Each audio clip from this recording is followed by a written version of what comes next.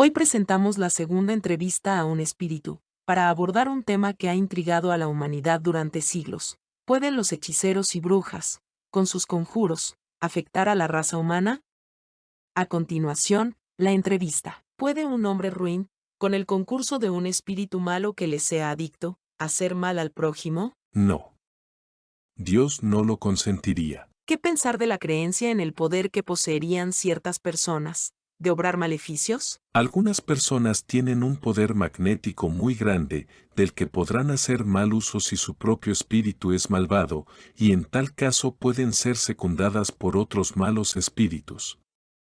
Pero no creáis en ese presunto poder mágico, que solo está en la imaginación de los supersticiosos, los cuales ignoran las verdaderas leyes de la naturaleza. Los hechos que al respecto se citan han sido acontecimientos naturales mal observados y, en especial, mal comprendidos. ¿Qué efectos pueden tener las fórmulas y prácticas con cuyo auxilio algunas personas pretenden disponer de la voluntad de los espíritus? El efecto consiste en ponerlas en ridículo si proceden de buena fe. En caso contrario, se trata de bribones que merecen un castigo. Todas las fórmulas son imposturas. No existe ninguna palabra mágica, signo cabalístico ni talismán que ejerza alguna acción sobre los espíritus, por cuanto estos solo son atraídos por el pensamiento y no por las cosas materiales. ¿No han dictado algunos espíritus, a veces, fórmulas cabalísticas? Sí, tenéis espíritus que os indican signos, palabras extravagantes, o que os prescriben determinados actos con cuyo concurso hacéis lo que denomináis conjuros.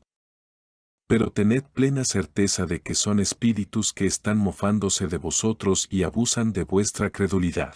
Aquel que, con razón o sin ella, tiene confianza en lo que llama la virtud de un talismán, no puede, debido a esa confianza, atraer a un espíritu.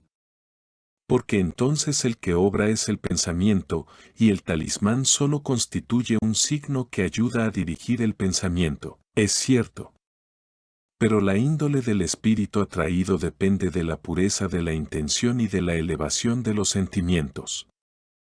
Ahora bien, es raro que, quien sea lo bastante simple para creer en la virtud de un talismán, no se proponga un objetivo más material que moral. En todos los casos, esto pone de relieve una pequeñez y una debilidad de ideas que abren las puertas a los espíritus imperfectos y burlones. ¿Qué sentido se debe atribuir a la calificación de hechicero? Los llamados hechiceros son personas que, cuando actúan de buena fe, están dotadas de ciertas facultades, como el poder magnético o la doble vista. Debido a que realizan acciones que no comprendemos, tendemos a creer que poseen un poder sobrenatural. Incluso, vuestros mismos sabios han sido considerados hechiceros por personas ignorantes debido a su conocimiento y habilidades excepcionales. El espiritismo y el magnetismo nos proporcionan la clave para entender multitud de fenómenos que la ignorancia ha adornado con infinidad de fábulas, donde los hechos son exagerados por la imaginación. El conocimiento profundo de estas dos ciencias, que en realidad forman una sola, al revelar la realidad de las cosas y su verdadera causa, constituye el mejor escudo contra las ideas supersticiosas. Este conocimiento demuestra lo que es posible y lo que no lo es, lo que está dentro de las leyes naturales y lo que es simplemente una creencia ridícula. ¿Poseen de veras algunas personas el don de curar por el simple contacto? El poder magnético puede llegar a curar cuando está acompañado por la pureza de sentimientos y un ardiente deseo de hacer el bien, ya que en esos casos, los espíritus buenos acuden para ayudar. Sin embargo, es importante desconfiar de los relatos de personas demasiado crédulas o entusiastas que siempre están dispuestas a ver prodigios en los hechos más sencillos y naturales.